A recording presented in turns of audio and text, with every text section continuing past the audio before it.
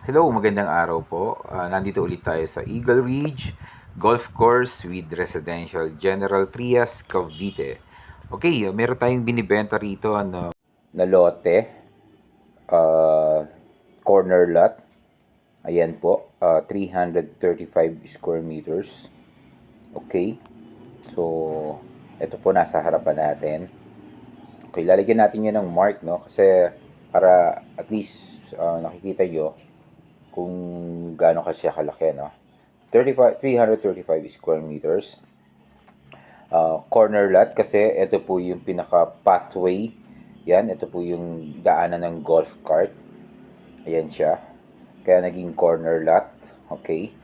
So, guys, maganda to kasi uh, corner lot at wala pang masyadong kapitbahay. Yun po yung ating hinahanap dito.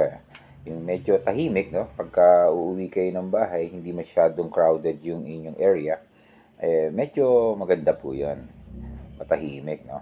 Dito po sa Eagle Ridge uh, Golf Course with Residential. Okay, so at saka malaking kalye, di ba po?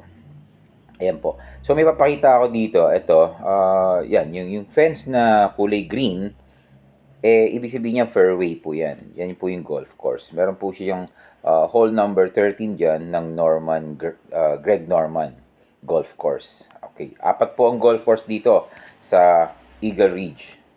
Okay. Guys, etong lote na to, pinost ko na to, siguro way back 6 months ago. Okay. So, nirepost ko lang kasi medyo nagbago yung price. Okay. Dahil corner lot siya at malapit sa gate, okay? So papakita rin natin yung yung pinaka mapa from the gate. Wait po ah. Ayan po yung mapa natin na from the gate, no? Gate 2 hanggang dito sa ating location. Okay. So guys, ang halaga nito ngayon ay 9,000 per square meter. Okay. Kasi medyo matagal na at matagal na kasi yung before na price kaya binago natin, no. Ang pag tinimes natin sa 335 yon guys, lumalabas 3,015,000 pesos. 3,015,000 pesos. Ganun pa rin guys, no? Just in case na magustuhan niyo po ito, tawag po kayo. Naka-flash naman dito sa screen yung ating numbers, no? Yung number natin dito at saka kung gusto niyo pang makita yung the other number ko, nandito naman po sa description box ng ating YouTube channel. Okay, so guys, kung meron po kayong ibang tanong at gusto niyo magpa-tripping, pwede naman yan. Basta schedule lang natin. Okay. So guys, pinapakita ko pa yung no, habang nagsasalita tayo, medyo iniikot-ikot ko lang yung camera para at least maski pa paano, kahit lote lang itong pinapakita natin, maliwanag po yung ating pinapakita na kapaligiran nitong ating binibentang ito, no.